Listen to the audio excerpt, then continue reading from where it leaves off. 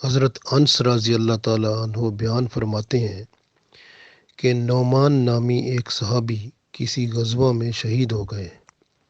اس کا 6 ماہ کا بیٹا الا یتیم ہو گیا۔ الا کچھ بڑا ہوا تو اس نے دیکھا کہ اس کے ہم عمر بچے اپنے ماں باپ کے ساتھ رسول اللہ صلی اللہ علیہ وسلم کی خدمت میں جاتے ہیں۔ ایک دن الا نے اپنی ماں سے کہا، ماں، میرے ہم جولی بچے جو ہیں وہ رسول اللہ صلی اللہ علیہ وسلم کے پاس اپنے باپ کے ساتھ جاتے ہیں اور ان کی خدمت میں حاضر ہوتے ہیں۔ حضور پاک صلی اللہ علیہ وسلم بچوں کے سر پر دست کرم فرماتے ہیں۔ ماں، میرے ابو بھی ہوتے تو وہ بھی مجھ کو حضور پاک صلی اللہ علیہ وسلم کی خدمت میں لے جایا کرتے۔ بچے کی بات سنی تو ماں نے بڑی مشکل سے آہ بھرتے ہوئے آنسو سے کہا، بیٹا، تیرے بھی ابو ہوا کرتے تھے۔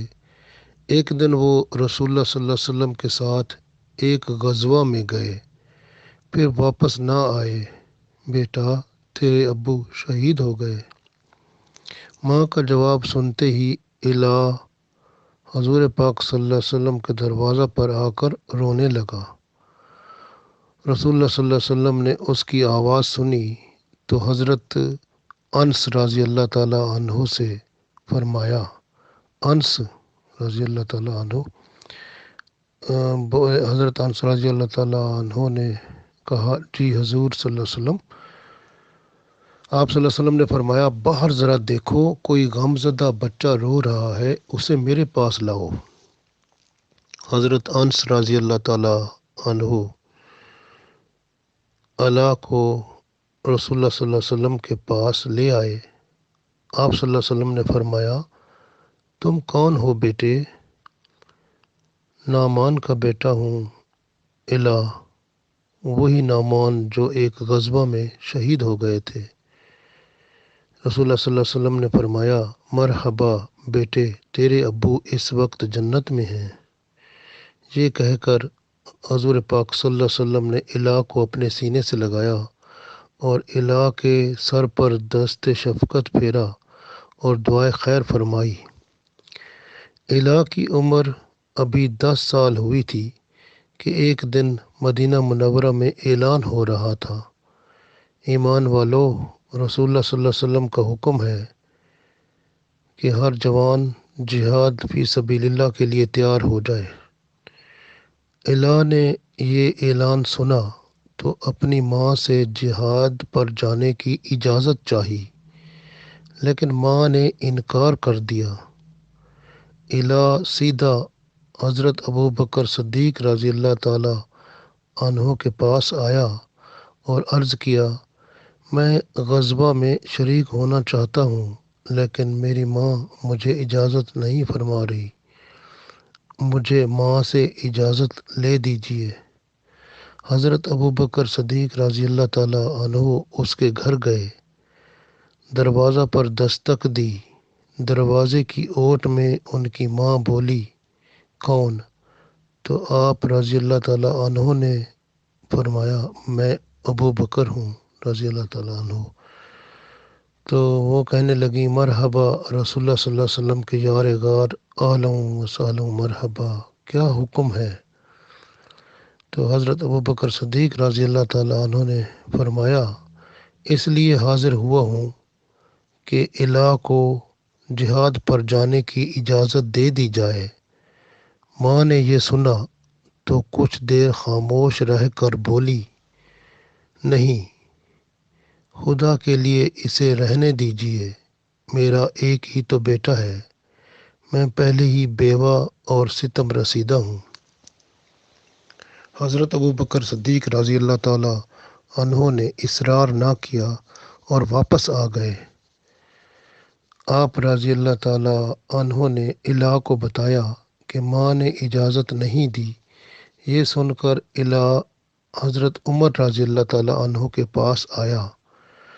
وہ بھی الا کے گھر گئے اور اجازت چاہی تو ماں نے کہا عمر رضی اللہ تعالیٰ عنہ خدا کے لیے غمزدہ کو نہ جلاؤ، میرا ایک ہی تو بیٹا ہے، میں کیسے اجازت دے سکتی ہوں۔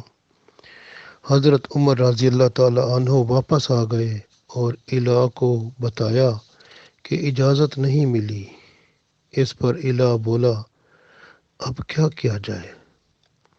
حضرت عمر رضی اللہ تعالیٰ عنہ نے فرمایا ایسا کرتے ہیں کہ رسول اللہ صلی اللہ علیہ وسلم کے پاس چلتے ہیں تاکہ وہ آپ کی سفارش کریں۔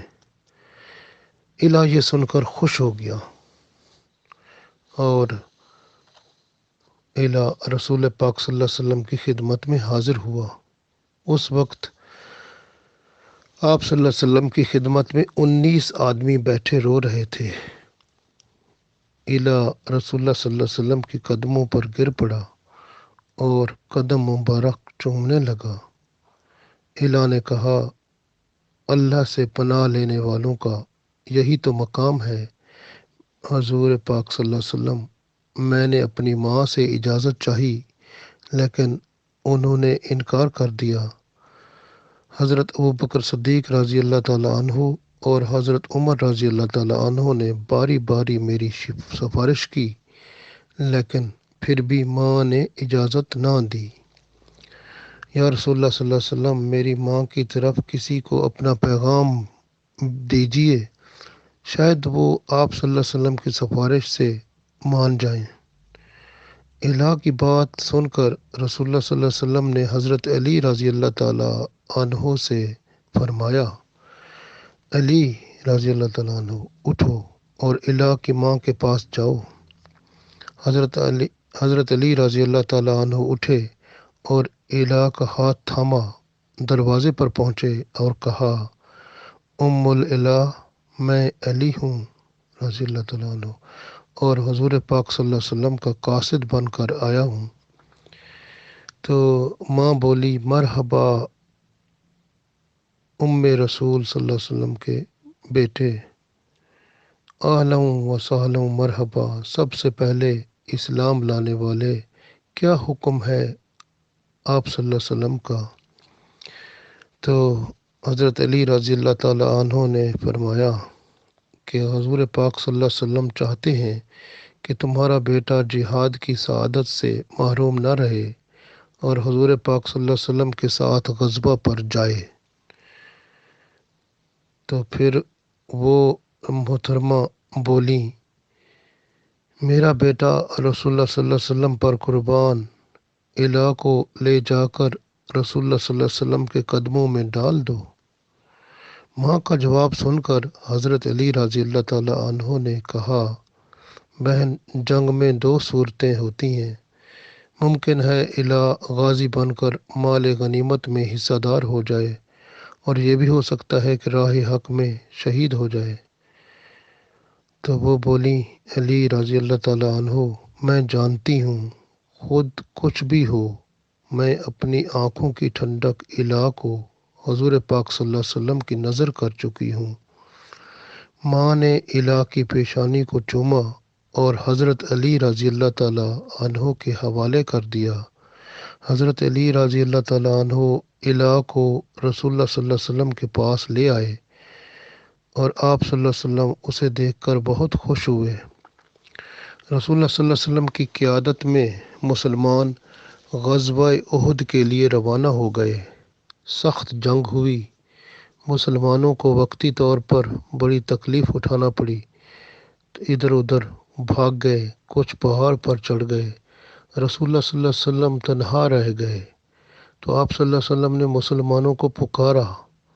آپ صلی اللہ علیہ وسلم کی پکار سن کر لبیک کہنے والا سب سے پہلا خوش نصیب یہی الہ تھا۔ وہ فوراً رسول اللہ صلی اللہ علیہ وسلم کی خدمت میں حاضر ہوا اور بولا لَکَ جسمی فدا، لَکَ روحی فدا۔ الہ وہ خوش قسمت تھا جو رسول اللہ صلی اللہ علیہ وسلم کے دفاع میں سب سے پہلے شہید ہو گیا۔ بالآخر کافروں کی تدبیریں ناکام ہوئیں اور مسلمانوں کو کامیابی ہوئی۔ غزوہ کے بعد حضور پاک صلی اللہ علیہ وسلم مدینہ تشریف لائے تو اہل مدینہ استقبال کے لیے آئے۔ استقبال کرنے والوں میں الہ کی ماں بھی تھی، وہ ایک پتھر پر کھڑی تھی۔ سب سے پہلے حضرت ابوبکر صدیق رضی اللہ تعالیٰ عنہ شہر میں داخل ہوئے، ان کے پیچھے مجاہدین تھے۔ الہ کی ماں آگے بڑھی اور سلام کیا اور بولی، ابوبکر رضی اللہ تعالیٰ عنہ، میرے بیٹے الہ کی کیا خبر لائے ہو؟ حضرت ابوبکر رضی اللہ تعالیٰ عنہ کو حوصلہ نہ پڑا کہ الہ کی شہادت کی خبر سنائیں۔ آپ رضی اللہ تعالیٰ عنہ نے فرمایا، بہن، جنگ اتنی شدید تھی، کسی کو کسی کی خبر تک نہ رہی۔ اتنے میں حضرت عمر رضی اللہ تعالیٰ عنہ آ گئے۔ ام العلا نے ان سے بھی اپنے بیٹے کے بارے میں دریافت کیا تو حضرت عمر رضی اللہ تعالیٰ عنہ نے بھی ایسا ہی جواب دیا جو حضرت ابوبکر صدیق رضی اللہ تعالیٰ عنہ نے جواب دیا تھا۔ پھر حضرت علی رضی اللہ تعالیٰ عنہ تشریف لے آئے۔ انہوں نے رسول اللہ صلی اللہ علیہ وسلم کا پرچم تھام رکھا تھا۔ الہ کی ماں نے حضرت علی رضی اللہ تعالیٰ عنہ کے گھوڑے کی لگام پکڑ کر کہا، علی رضی اللہ تعالیٰ عنہ، بتاؤ میرا بیٹا، میرا الہ، میری آنکھوں کی ٹھنڈک کہاں ہے؟ تم ہی تو الہ کو لے کر گئے تھے۔ حضرت علی رضی اللہ تعالیٰ عنہ نے فرمایا کہ رسول اللہ صلی اللہ علیہ وسلم آ رہے ہیں، وہ آپ کو بتائیں گے۔ ابھی یہ باتیں ہو ہی رہی تھیں کہ رسول اللہ صلی اللہ علیہ وسلم تشریف لے آئے۔ ام العلا نے اپنے چہرے سے نقاب الٹا دیا اور بولی، حضور پاک صلی اللہ علیہ وسلم، آپ پر سلام ہو۔ وعلیکم السلام ورحمۃ اللہ وبرکاتہ۔ آپ صلی اللہ علیہ وسلم نے پوچھا، آپ کون ہیں؟ تو وہ بولی، یا رسول اللہ صلی اللہ علیہ وسلم، میں الہ کی اماں ہوں، ام العلا ہوں۔ آپ صلی اللہ علیہ وسلم نے فرمایا، خدا تیرا بھلا کرے۔ یہ کہہ کر حضور پاک صلی اللہ علیہ وسلم نے آہستہ آہستہ دعا مانگی، مولا، یا اللہ، ام العلا کو وہی حوصلہ عطا فرما جو تو نے موسیٰ علیہ السلام کی ماں کو عطا فرمایا تھا۔ ام العلا نے احتراماً رسول اللہ صلی اللہ علیہ وسلم کی لگام نہ تھامی، بلکہ آپ صلی اللہ علیہ وسلم کے ساتھ قدم بقدم آہستہ آہستہ چلتی رہیں۔ حضور پاک صلی اللہ علیہ وسلم نے ام العلا سے فرمایا کہ میں تیرے بیٹے کو جنت میں چھوڑ آیا ہوں، اس وقت وہ حوروں کے جھرمٹ میں ہے۔ تم شہید کی بیوہ تھی، مبارک ہو کہ شہید کی ماں بھی بن گئی ہو۔ ماں نے یہ سنا تو غش کھا کر رسول اللہ صلی اللہ علیہ وسلم کے قدموں میں گر پڑی اور اس کی روح پرواز کر کے شہید خاوند اور شہید بیٹے کے پاس چلی گئی۔